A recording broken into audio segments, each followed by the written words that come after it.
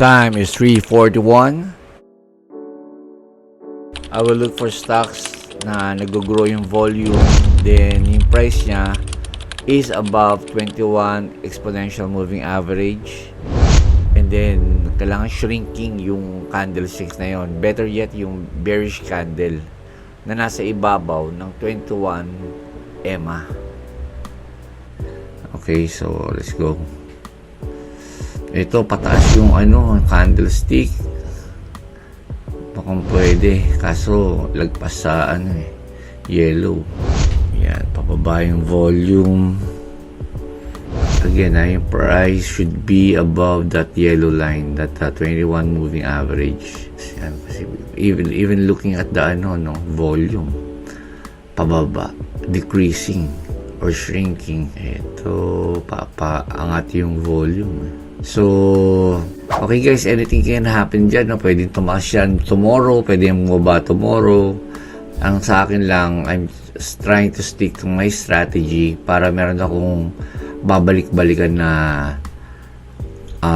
probability na, pag ganito, ito yung most likely na mangyayari. So, I suggest kayo din, magkaroon kayo ng ganyang klaseng parang strategy, not necessarily like mine, but para kung meron akong babalikan. So ito, lagpas sa sa yellow line, though yung volume niya increasing, nag-i-increase siya. Okay, so pag ganyan tagos, dumudaos-os parang ganyan to, tumagos, kinabukasan, boom, gap down.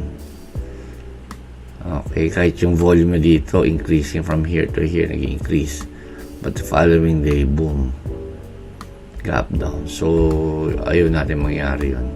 Oh my gulay, it's 3:52 AM, 8 minutes left.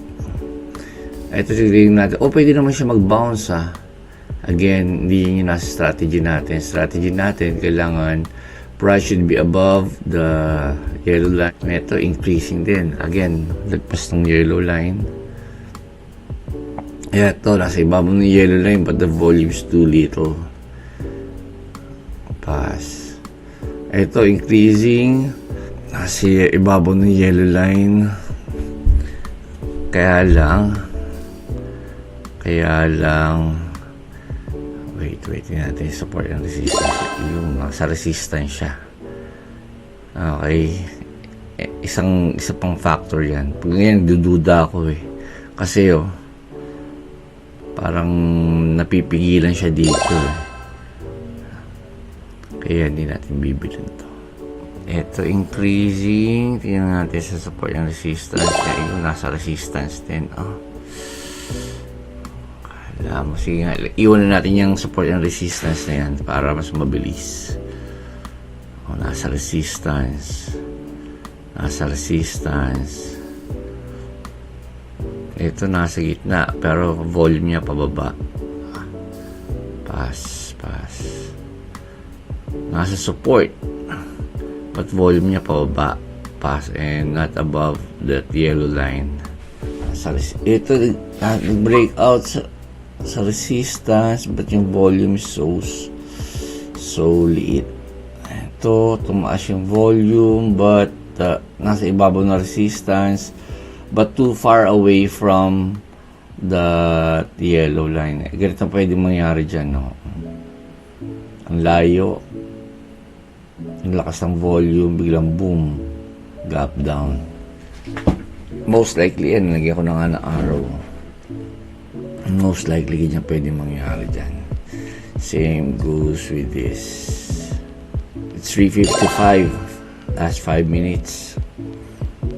Malabo na to. SU. Good the time, guys. Nasa resistance din. Okay, ang ganda dyan, bukas abangan natin na mag-breakout. Then sa breakout, doon tayo bibili. And of course, meron tayong mga rin doon, conditions before buying. So, abangan nyo na lang tomorrow. Okay, ito tumaas, but below yellow. ito, ni-revisit itong resistance, but it's below the 21 EMA. Mukhang pwede siya, mukhang pwede. Parang ito, mukhang pwede. Boom, gap down. Ang daming mga mukhang pwede. Okay, so ang gusto natin yung malinis. Parang yung mga binili ko stocks the other night, yung PFE tsaka yung VNO, yun ang linis ng mga yun. Kaya okay naman siya, it's a win. Okay, pero yung dalawa, eto, nandito pa itong DOX. Okay, volume niya increasing, kaso nandito na siya. Sige, ano pa naman din, hindi niya pa tinatamaan yung cut loss ko Yun. So ito rin, so may potential na ano to, maging okay tomorrow. Alright, so guys, please type in the comment section below kung ano yung nabili yung stocks, and pag-usapan natin tomorrow. Sige, try ko bukas mag live sa opening.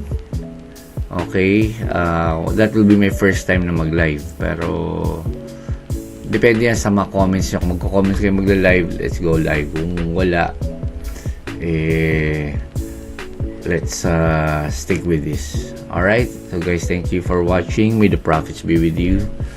By the looks of this, wala na. Usually kasi mga 3:45 may nabibili na ako But with this, masyado ng wala ng time. Kasi mag-set pa tayo ng stop loss Okay, so guys, thank you. Kung gusto nyo matapos na to, wala naman tayo makita na parang sige natin. Okay, pataas. Pataas. But below M21. Near support. Tataas ba yung bukas? Malaman. Ang lalaki kasi ng bars, isa pa yun, Pag mahaba yung mga bear bar, it is a sign of momentum So, ibig sabihin malakas yung nagkabentahan yan. So, hindi natin gusto yun. Gusto natin yung maliit lang yan. Ibig sabihin, konti nila mga nagbebenta, konti nila yung price na pagbabago. Kaya, see, the time is 3:58.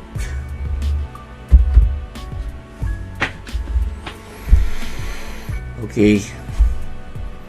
Peace out.